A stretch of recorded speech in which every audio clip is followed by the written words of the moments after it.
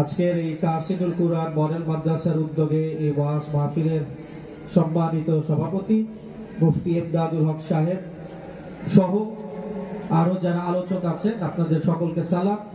আমার ভাইয়েরা এবং বোনেরা যারা এই ওয়াজ মাহফিলে অংশগ্রহণ করছেন, আপনাদের সকলকে আমি সালাম জানাচ্ছি। আসলে এই ধর্মীয় অনুষ্ঠান এবং ওয়াজ মাহফিলের মতো একটা গুরুত্বপূর্ণ অনুষ্ঠানে বক্তব্য দেওয়ার আসলে কোনো যোগ্যতাই আমার নাই। তারপরও আপনাদের ভালোবাসার টানে এখানে এসেছি, কিছু কথা বলার জন্য এসেছি। আমাদের হুজুর অনেক মূল্যবান কথা বলবেন, তার কথা আপনারা অবশ্যই শুনবেন। তো আমি আমার বক্তব্য বেশি দীর্ঘায়িত করব না, আমি খালি একটা কথাই আপনাদের মনে করিয়ে দিতে চাই যে আমরা এই বাংলাদেশের মানুষ দীর্ঘ 16 বছর ধরে একটা ফেরাউনের অধীনে ছিলাম, এবং এই ফেরাউন বাংলাদেশে এমন কোনো কাজ করে নাই যেটা মানুষের ক্ষতি হয় নাই। এই ফেরাউন 3000 এতিম বাচ্চাকে হত্যা করেছে শাপলা চত্বরে, এটা আমাদের ভুললে চলবে না। এই ফেরাউন বাংলাদেশের মাটিতে 1600 ছাত্রকে হত্যা করেছে, এটা ভুললে আমাদের চলবে না। এই ফেরাউন যারা মুসলমান ধর্মের বিশ্বাসী, যারা মুফতি, যারা আলেম, তাদের পদে পদে অবহেলা করেছে, তাদের পদে পদে তাদের অত্যাচার করেছে, এবং তাদের বিনা বিচারে দিনের পর দিন তারা কারাবাস করতে বাধ্য করেছে।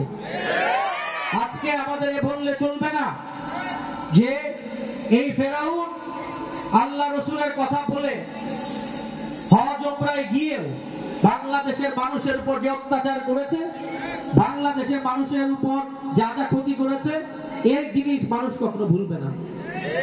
আমরা মুসলমান হিসাবে আমাদের দায়িত্ব, কেউ যদি কোনো ভুল করে, কেউ যদি তাদের অত্যাচার করে, তাকে মাফ করে দেওয়া। তাকে আমরা মাফ করবো কি করবো না তার দায়িত্ব বাংলাদেশের জনগণের, আপনাদের। সেই ব্যাপারে আমি কোনো কিছু বলতে চাই না, কিন্তু আজকে আমাদের একটা কথা ভুললে চলবে না যে আমরা একটা মুসলমান জাতি হিসাবে আমাদের দায়িত্ব আছে। সে মুসলমান হিসাবে জাতির দায়িত্ব হিসাবে প্রথম যে জিনিসটা, আমাদের সমাজে ন্যায় বিচার প্রতিষ্ঠিত করতে হবে। সমাজে যদি ন্যায় বিচার না থাকে, সমাজে যদি একজন আরেকজনের দুঃখের কথা না বুঝি, একজন আরেকজনকে সাহায্য না করি, তাহলে সেই সমাজ কোনোভাবে উপকৃত হতে পারে না। এই জিনিসটা আজকে আমাদের উপলব্ধি করতে হবে, এই জিনিসটা বুঝতে হবে। আজকে হুজুর অনেক মূল্যবান কথা বলে যাবেন, কিন্তু এই মূল্যবান কথাগুলো যদি আমরা কালকে ভোরবেলা যদি ভুলে যাই, তাহলে কিন্তু এই ওয়াজ মাহফিলের কোনো দাম থাকবে না। এই কথা আমাদের বুঝতে হবে, এই কথা আমাদের অনুধাবন করতে হবে, এবং আমাদের সকলের কাছে আমার আহ্বান থাকবে, আমরা যেন সকলে, আমরা যে এই দিনের পথে থাকি, আমরা সকলে যে মুসলমান ধর্ম হিসেবে আছি, আমাদের বুঝতে হবে যে একদিন কিন্তু আমাদের আল্লাহর কাছে চলে যেতে হবে, এবং সেই যার যার হিসাব তার কাছে। আমরা কেউই সারা জীবনে দুনিয়াতে থাকবো না।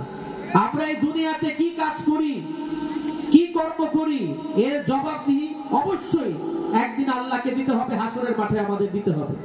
তাই আমরা একজনের ক্ষতি না করি, উপকার করার চেষ্টা করি, কারো সম্বন্ধে যদি ভালো কথা না বলতে পারি চুপ থাকি, এবং আমরা সকলেই যেন একটা সৎ জীবনযাপন পালন করতে পারি, এটা আমাদের কর্তৃত্ব করতে হবে। এবং আপনাদের কাছে সকলেই আমার নেত্রী বেগম খালেদা জিয়ার জন্য দোয়া চাই, আমার নেতা জনাব তারেক রহমানের জন্য দোয়া চাই, আমার বাবা চৌধুরী তানভীর আহমেদ সিদ্দিকী সাহেবের জন্য দোয়া চাই, যারা বাংলাদেশের এই দীর্ঘ আন্দোলনে শহীদ হয়েছে, যেই 1600-1700 বাচ্চা, তাদের জন্য দোয়া চাই। যে 800 লোক গুম হয়েছে, তাদের জন্য দোয়া চাই। যাদের কথা আমরা জানি না, তাদের জন্য দোয়া চাই। এবং সকলেই আমরা যেন বাংলাদেশের জন্য দোয়া করি, আমরা সকলেই যেন মুমিন হিসাবে ইন্তেকাল করতে পারি। এবং আপনাদের সকলকে সালাম জানিয়ে আমার বক্তব্য শেষ করছি। সুস্থ থাকুন, ভালো থাকুন। আসসালামু আলাইকুম।